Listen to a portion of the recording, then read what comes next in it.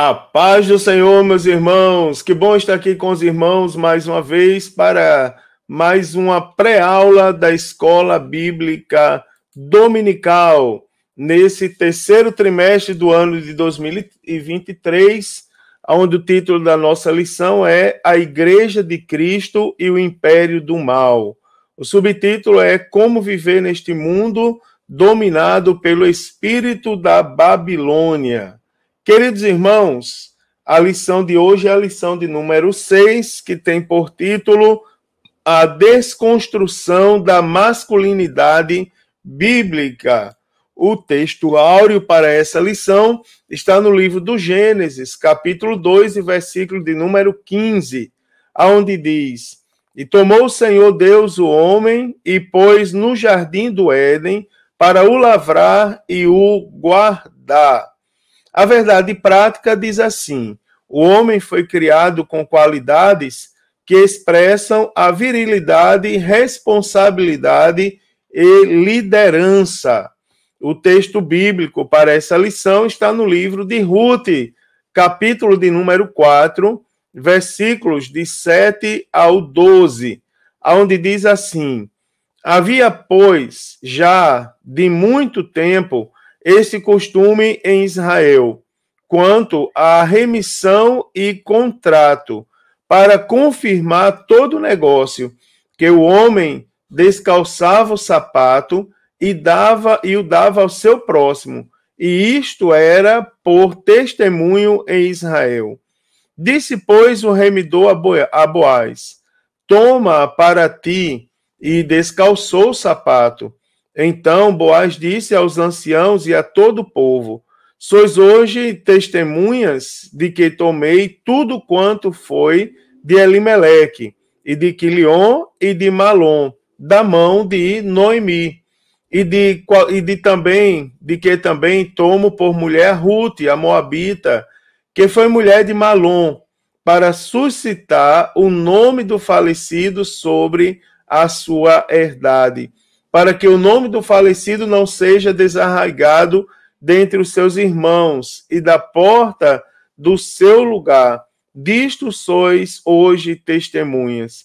E todo o povo que estava na porta e os anciãos disseram: Somos testemunhas. Senhor, faça a esta mulher e entra na tua casa, como a Raquel e como a Leia, que ambas edificaram a casa de Israel, e ate já valorosamente em Efrata, e faze-te nome afamado em Belém, e seja a tua casa como a casa de Pérez, que Tamar teve de Judá, da semente que o Senhor te der desta moça. Queridos irmãos, os objetivos dessa lição são mostrar que a masculinidade bíblica provém da criação divina e que suas características passam pela provisão e proteção familiar. Também destacar que a erosão da masculinidade tem a ver com a apologia à homossexualidade e com a negligência da responsabilidade masculina. Enfatizar a imagem de Boaz como símbolo de uma masculinidade bíblica e equilibrada. Amados, o que é que nós temos para essa lição? Nós observamos, se nós olharmos claramente nos dias em que nós vivemos, uma clara, querido, uma evidente relativização quanto à imagem bíblica do homem. O que acontece?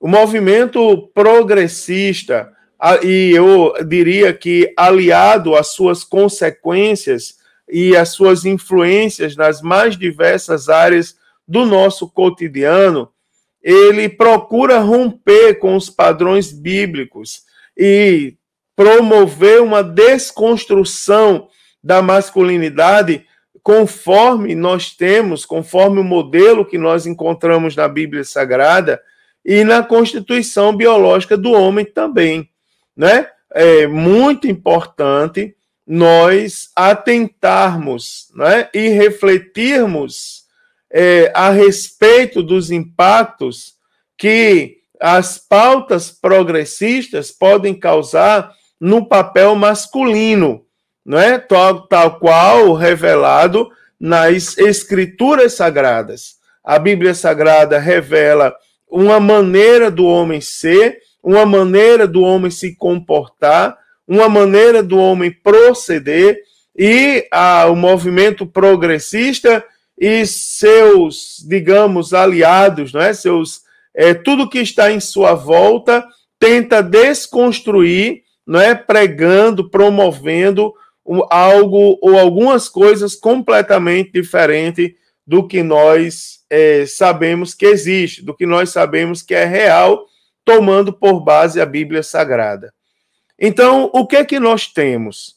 Nós temos que o conceito progressista de insistir em romper com os padrões bíblicos, eles atuam claramente na desconstrução da figura masculina. Lógico, também atua claramente na desconstrução de outros elementos, de outros segmentos sociais. Mas aqui eu quero destacar, porque é o tema da lição, a masculinidade bíblica, né? Então, marcos judaico-cristãos do papel do homem, eles são profundamente questionados e, por que não dizer, combatidos também. E nesse contexto, irmãos, a masculinidade ela é relativizada, ou seja, não existe um padrão objetivo, não é? Tudo é questionável, tudo é adaptável, não é, irmãos? Tudo é relativo e nada é absoluto. Então, a masculinidade ela é relativizada e o modelo bíblico do homem ele é ferozmente desconstruído. Então, nessa lição aqui, o objetivo e aonde eu vou focar, não é? Essa lição é apresentar o mandato divino para o homem. O que é que Deus fala para o homem? Né? As ofensivas de desmasculinização do homem. E também o exemplo de masculinidade bíblica. Não é? O exemplo que Deus requer de todo homem cristão. Né? Então, eu quero destacar o significado das palavras desconstrução e da palavra masculinidade. E também citar 3 áreas onde a masculinidade bíblica ela está sendo ferozmente desconstruída.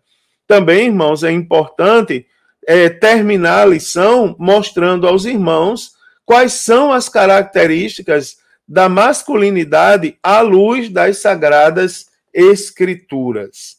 Então, o que é que nós temos aqui? Primeiro que tudo, nós precisamos trabalhar um pouco algumas definições, como, por exemplo, desconstrução e masculinidade, não é? Vamos trabalhar as definições desse tema. O que vem a ser desconstrução? Então, a palavra desconstrução, ela tem origem, não é? Ela tem suas origens e ela tem sido muito popularizada na filosofia. E, basicamente, essa palavra desconstrução, ela significa ato ou efeito de desconstruir, não é? É destruir ou desfazer, não é? Desfazer para reconstruir, que está construído ou estruturado. Então, no que diz respeito à desconstrução da masculinidade ou à desmasculinização, então entende-se como sendo a inversão dos papéis do homem na sexualidade, na liderança e na prática dos seus deveres. Tá certo? Isso aqui é importante.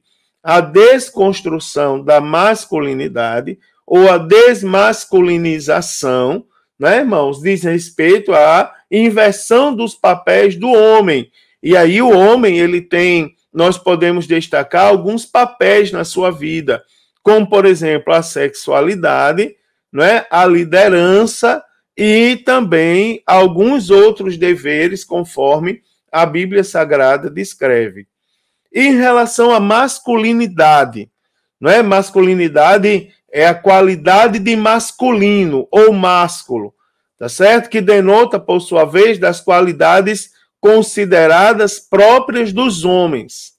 Então, o que nós vamos observar em relação à masculinidade? Que embora a palavra masculinidade não apareça claramente na Bíblia, mas o conceito de masculinidade, ele é muito claro nas páginas do Antigo e do Novo Testamento, tá certo? Então, a cultura da masculinidade bíblica, ela é baseada nos princípios e valores da Bíblia Sagrada, não é? Os irmãos tomem bastante cuidado com isso, que sempre que nós tratarmos um assunto bíblico, a base é a Bíblia Sagrada.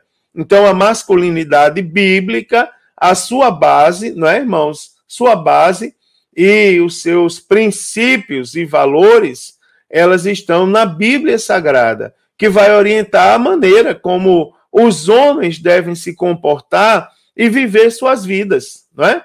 Então, a masculinidade bíblica, ela é entendida como comportamento e as características que são consideradas adequadas apenas para o homem, não é? Segundo a perspectiva bíblica.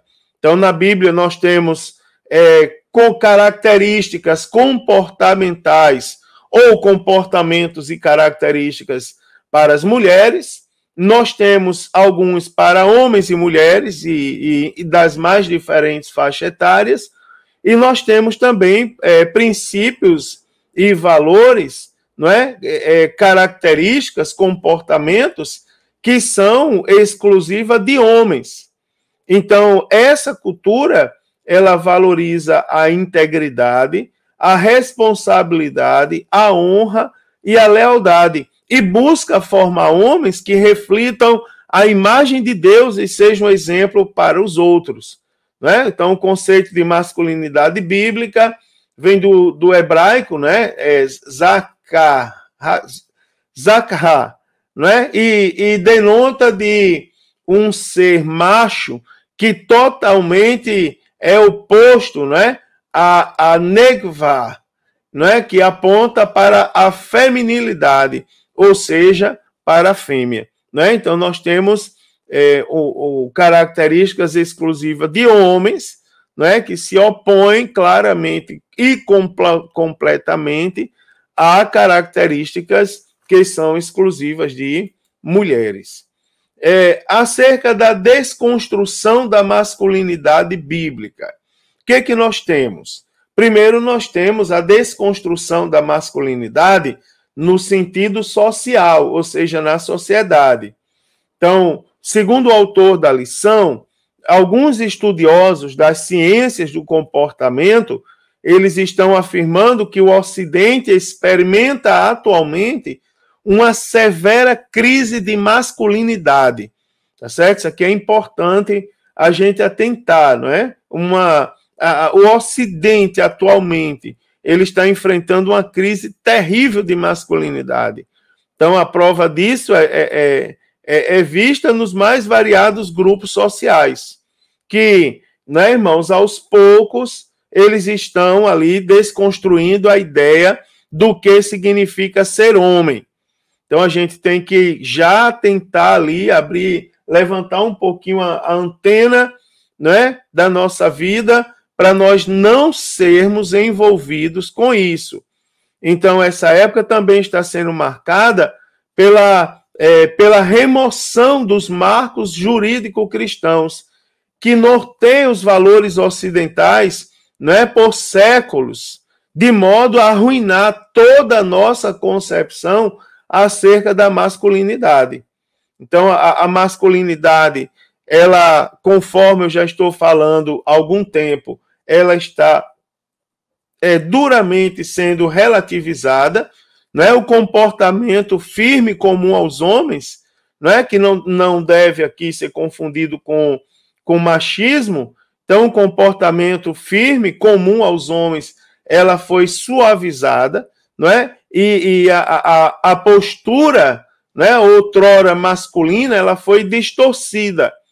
Então, há também uma preocupação exacerbada e em comum com a aparência estética, né? Hábito que é muito conhecido como metrosexualidade, que é o uso de cosméticos para homens, sobrancelhas feitas, cabelos estilizados, roupas extremamente apertadas.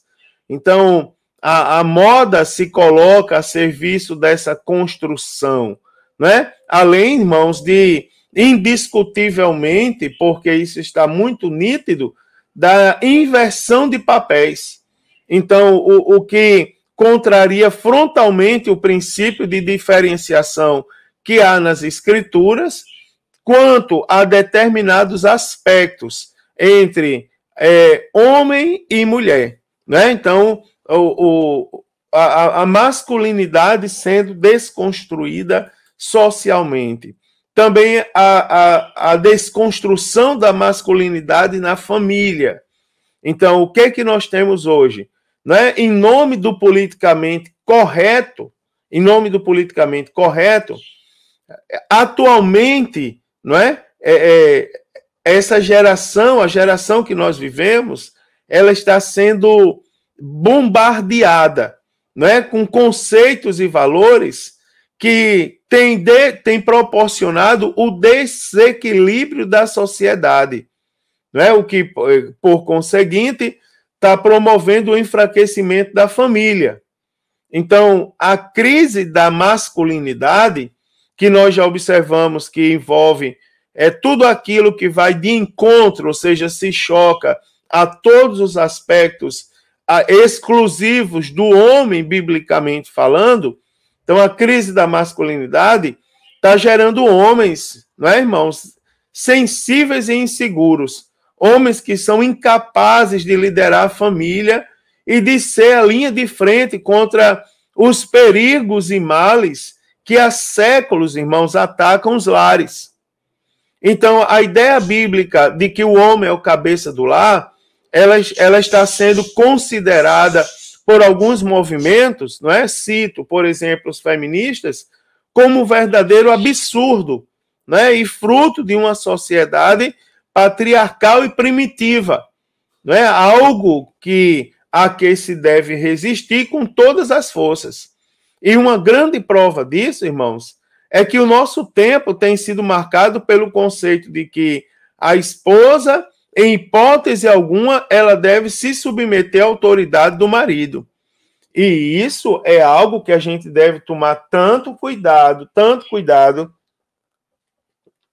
porque se brincar, passa a fazer parte do nosso dia a dia cristão, né? O que também contraria claramente, não é, todos os princípios de Deus, conforme a palavra do Senhor. Irmãos, também nós temos a desconstrução da masculinidade e o reflexo dessa desconstrução na igreja.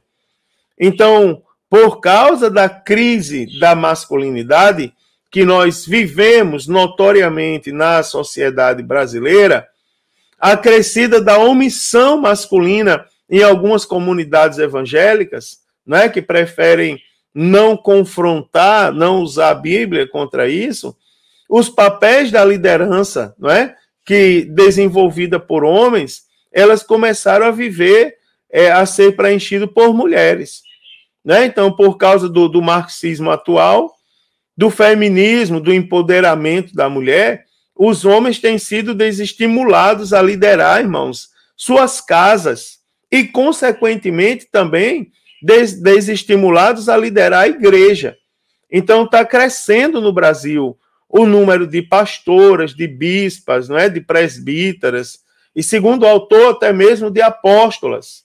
O que, irmãos, contraria frontalmente, não é? Vai de encontro ao padrão de governo da igreja, conforme a Bíblia Sagrada.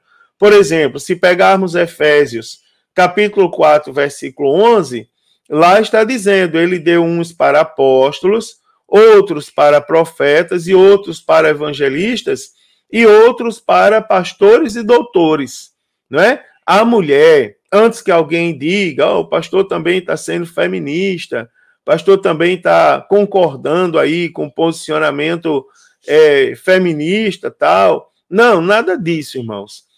Eu acho, né, aqui vai um acho meu, que a mulher, ela tem o seu papel ministerial e ela tem a sua importância no ministério. Agora, a Bíblia, e são importâncias notórias, grandes igrejas do Brasil, elas foram fundadas, irmãos, por mulheres, tá certo? Grandes igrejas do Brasil foram fundadas por mulheres. E eu tenho notícias seguras, não é, de momentos na história da igreja aonde, com a falta de obreiros, as mulheres foram convidadas para desenvolver determinadas atividades, não todas, mas algumas atividades pontuais. Agora, tem um detalhe, não há respaldo bíblico para a desconstrução da liderança do homem e o estabelecimento oficial de pastoras, bispas, presbíteras e tantos outros nomes mais que o povo está inventando aí hoje em dia. Bom, acerca da masculinidade bíblica.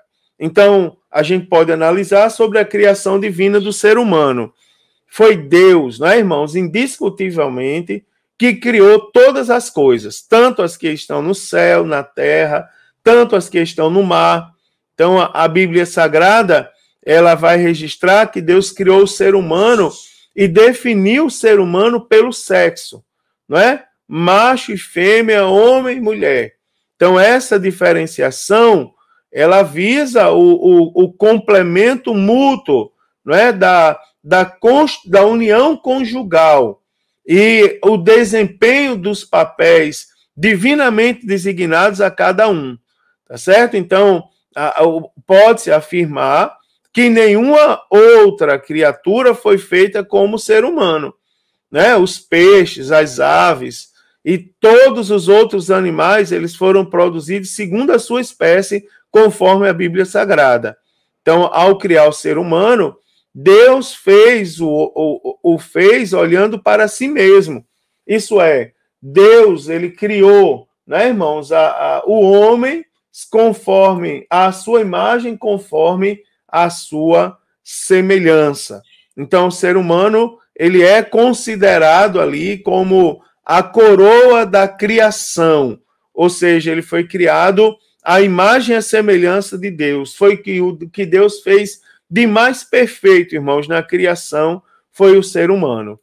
Agora, com base, uma vez sabendo que foi Deus que criou os seres humanos, nós também podemos, não é, irmãos? Também podemos chegar à conclusão que foi Deus que criou o homem.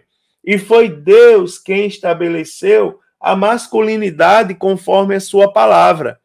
Então, as escrituras, elas revelam um conjunto de características, não é, do papel do homem na história, não é, bem como segundo a constituição biológica do homem. Quando Deus criou o homem, foi o que Deus fez.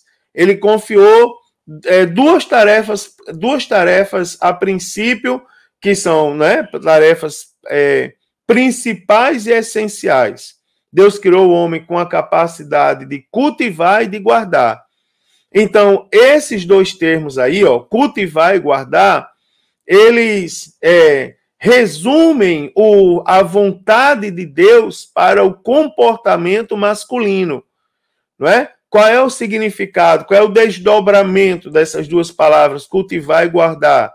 Então, significa que as funções de prover, não é, irmãos, e proteger, elas são exclusivas do homem, não é? Então, Paulo ratifica lá em Efésios, capítulo 5, do versículo 28 ao 30, que cabe ao homem proteger a sua esposa, a família, bem como prover a esposa e a família uma vida digna, não é, irmãos?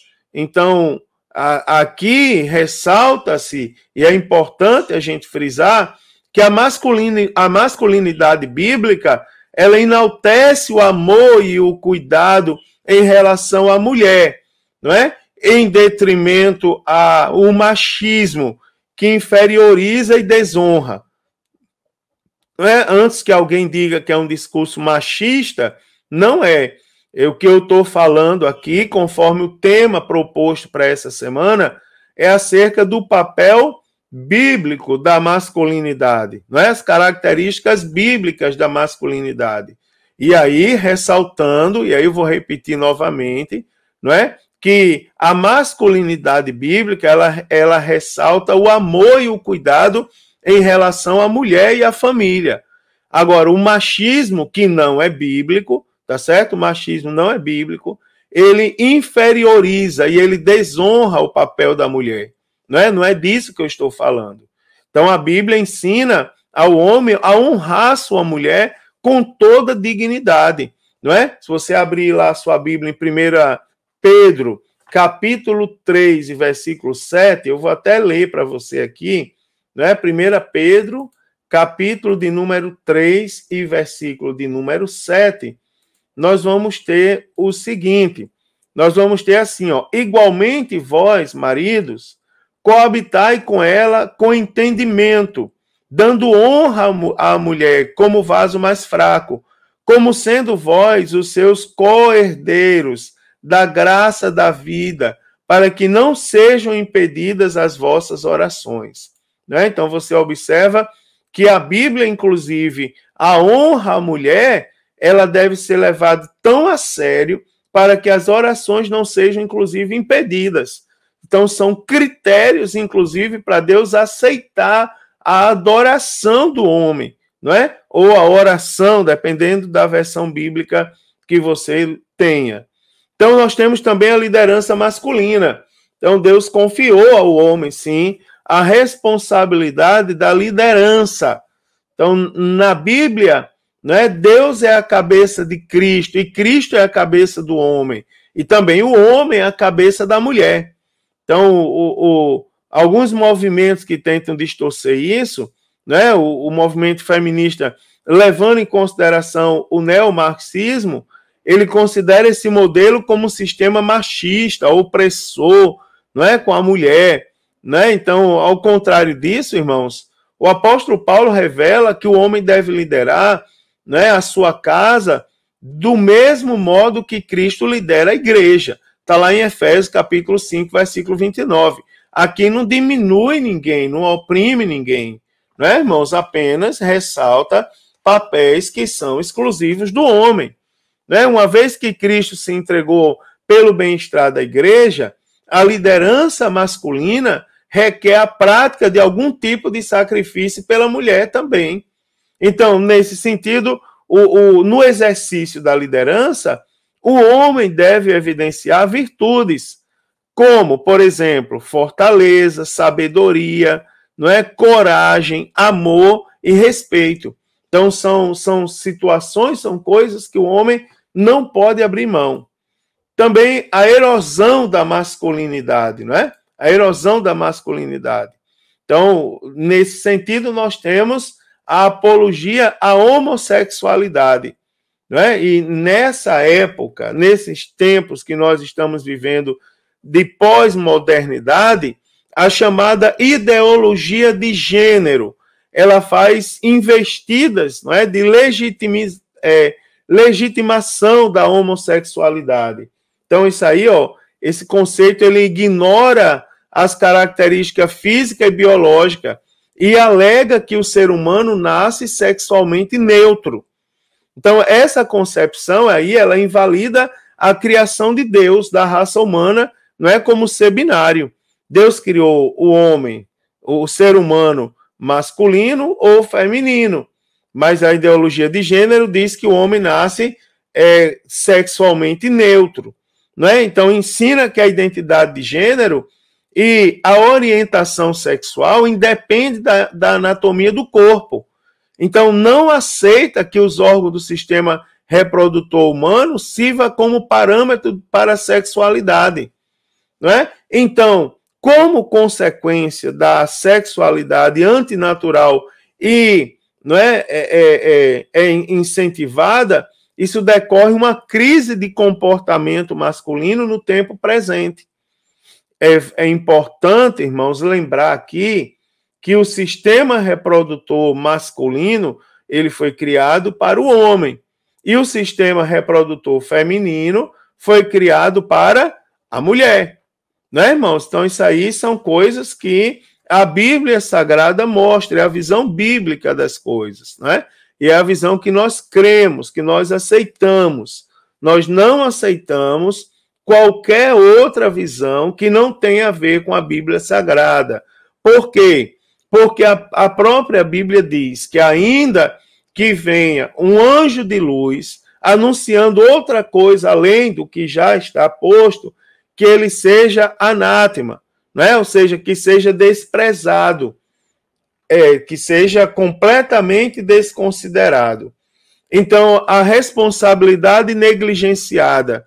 Então, por causa dessa relativização da masculinidade, que mais uma vez eu cito, o modelo bíblico ele está sendo abandonado, não é? A identidade masculina que deveria estar associada à virilidade, não é? A capacidade de prover, de proteger a família, ela é substituída por indivíduos de duplo ânimo, não é? Pessoas vacilantes e inconsequentes.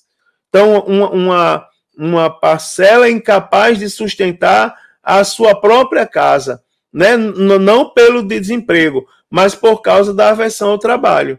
Né? E o efeito desse comportamento resulta em inúmeros casos, né, de desajustes familiares e também que traz por consequência, uma das consequências mais terríveis é o divórcio.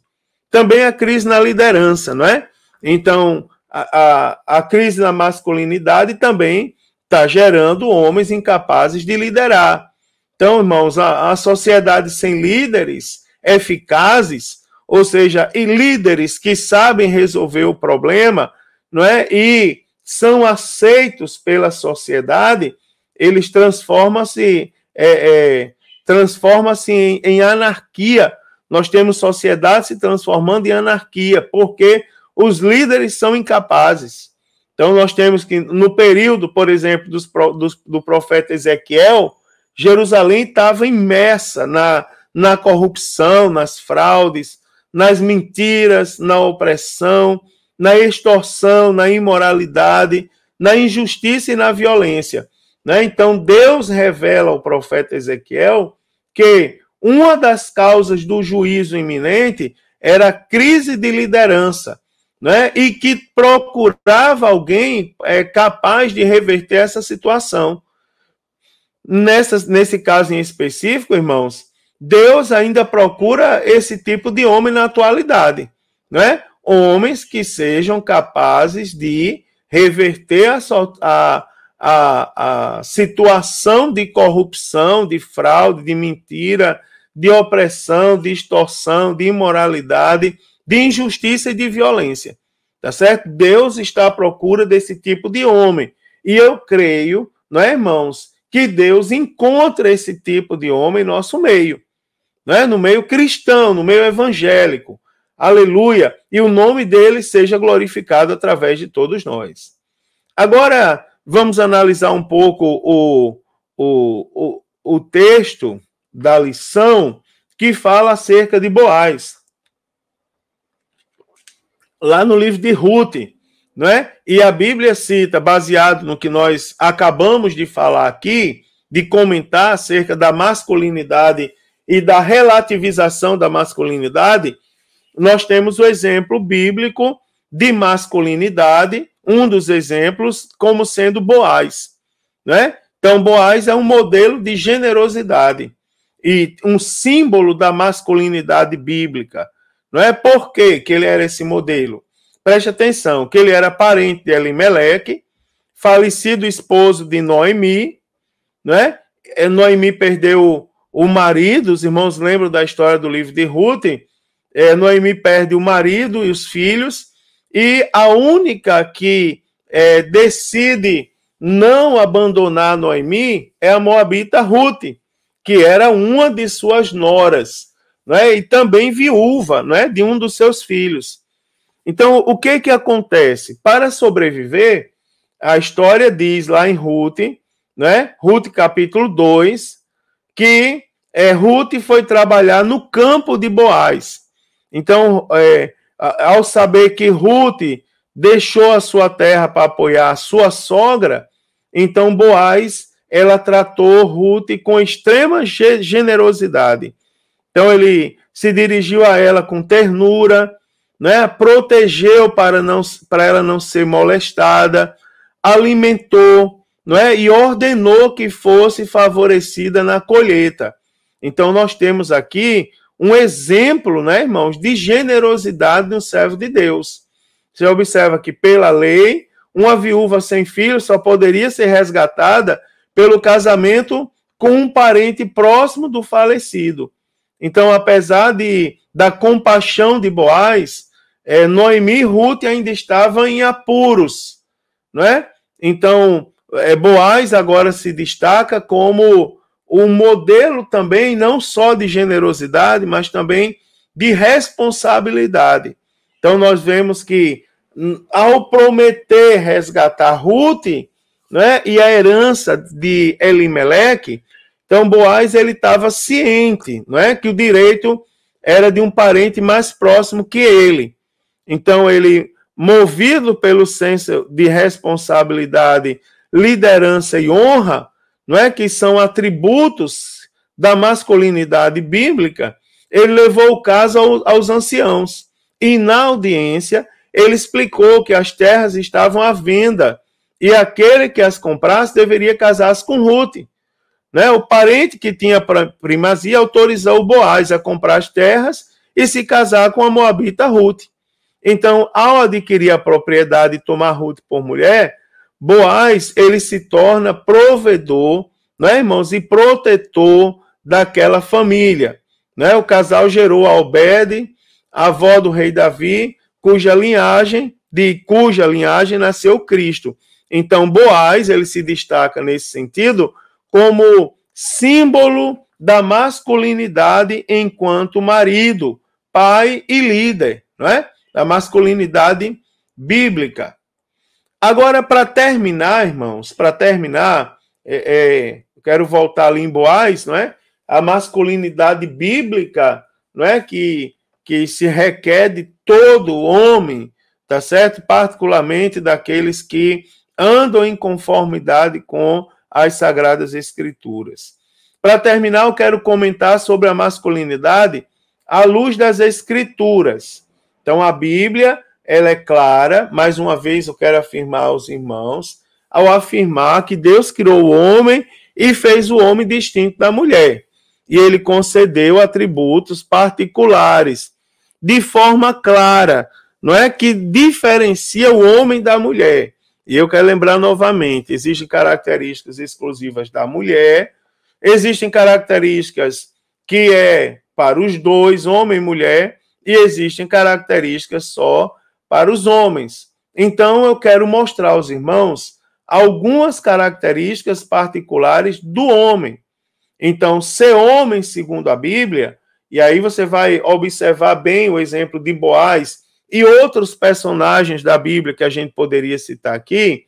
Então, ser homem, à luz da Bíblia, é assumir a missão de proteger a família. Então, de Gênesis a Apocalipse, a Bíblia Sagrada, ela vai nos mostrar, não é, que um dos papéis do homem é sustentar, guardar, proteger e livrar a sua família do mal. Então, o livro do Gênesis, por exemplo, ele nos instrui no sentido de que o Senhor orientou o homem a cuidar do jardim e a guardá-lo, onde juntamente com Eva deveria viver. Então, mesmo antes de criar a mulher, instituir a família, o Criador, Deus, ele definiu que um dos papéis do homem deveria ser o papel de proteger, não é, sua casa, guardando de qualquer ameaça que porventura pudesse surgir. Então, à luz dessa verdade, aliada ao ensino do apóstolo Paulo, que nos mostra que o marido deve amar a esposa como Cristo amou a igreja, dando sua vida, inclusive, por ela. Então, nós chegamos à conclusão de que uma das responsabilidades do homem é cuidar de sua mulher e toda a sua casa, assim como quem cuida de si mesmo. Né, irmãos? Aqui nós não temos como negociar essas verdades. Isso aqui é inegociável. Também, ser homem, segundo a Bíblia, é assumir a responsabilidade de liderar a sua casa no caminho do Senhor. Tá certo? Então, a palavra do Senhor é clara em ensinar que o homem tem de estar pronto e apto, né, irmãos, para liderar a esposa e os filhos, de modo que honre a Deus, glorificando assim o seu santo nome. Então, um dos grandes problemas hoje em dia é que nós temos homens que ainda não entenderam isso, né? Além da pregação e da imposição, da relativização, não é, da masculinidade, nós temos pessoas que simplesmente não têm conhecimento do seu papel. Então, Deus colocou o homem para ser o cabeça do lar e a mulher sua auxiliadora, né? E o Senhor, em sua soberania, ele determinou que a condução dos rumos da família deveria ser um dos papéis do marido, tá certo? O marido é que deve conduzir os rumos da família. O homem é chamado para ser líder, irmãos. O homem é chamado para orientar, para proteger, não é? Para estar à frente da família. Então, Deus concedeu ao homem esse mandato, tá certo? Então, porquanto é preciso que entendamos que essa é uma responsabilidade que não pode ser negligenciada, nem pode ser negociada. Então, o homem deve ser aquele que traz o ensino para dentro de casa, não é? Ele tem a responsabilidade de liderar a sua casa no caminho do Senhor, ou seja, liderar a sua casa em responsabilidade, em conformidade com a palavra de Deus. Ele é quem mostra, quem traz o ensino para o lar e quem mostra o caminho da salvação dentro da sua casa. Também ser homem, segundo a Bíblia, é entender a responsabilidade de ser o provedor e sustentador de sua família. Isso aqui é muito importante, prioridade, uma das prioridades do homem, não é, irmãos? Prover e sustentar a família. Então, as Escrituras ensinam que um dos papéis do homem é ser provedor do lar. E o apóstolo Paulo ensina que, assim como Cristo cuida da sua igreja, não é? Assim como Cristo alimenta e sustenta a sua igreja, o homem tem, ou o marido, a responsabilidade de prover à sua casa o sustento necessário. Então, nós, maridos, não podemos, irmãos, trocar isso por nada. Eu podia levar a lição agora para uma vertente assim de exemplos atuais de desvio, tá certo? Deste mandamento divino. Agora eu vou me contentar em dizer aos irmãos que o homem deve, não é, irmãos, tem a responsabilidade de prover à sua esposa e à sua família o sustento necessário.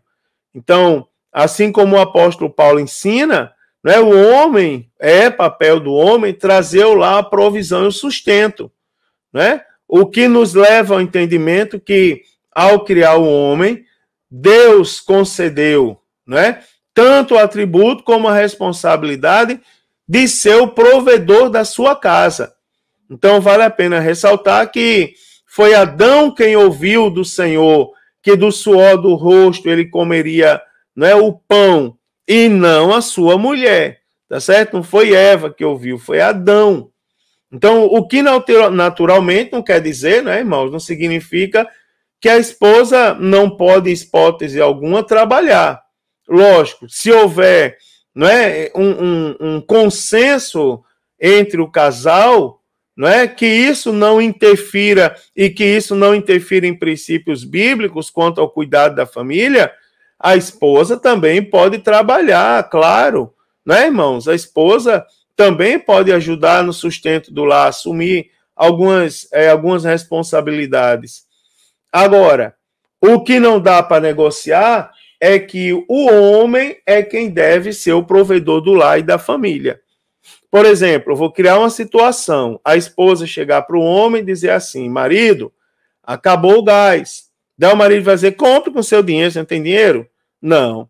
A responsabilidade de prover é do homem, tá certo? E aí, pode haver um consenso de ajuda à mulher, para com a mulher, mas a responsabilidade é masculina, não é, queridos?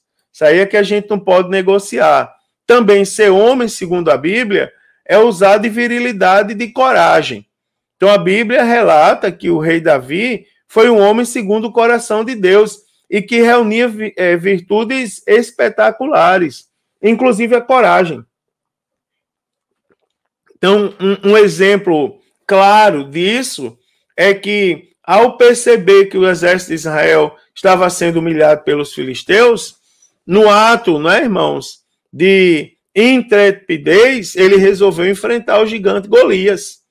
Então, essa ação corajosa de Davi, ela aponta eminentemente para uma virtude que caracteriza a personalidade masculina. Então, você observa que após a morte de Moisés, o Senhor chamou Josué e disse a Josué que ele deveria ser forte e corajoso. Está lá em Josué, capítulo 1, versículo 9. Diz assim, não foi isso que eu ordenei? Seja forte e corajoso, não tenha medo nem fique assustado, porque o Senhor, seu Deus, estará com você por onde quer que você andar. Então, em 1 Pedro 3:7, as mulheres são apresentadas como sendo parte mais frágil do casamento.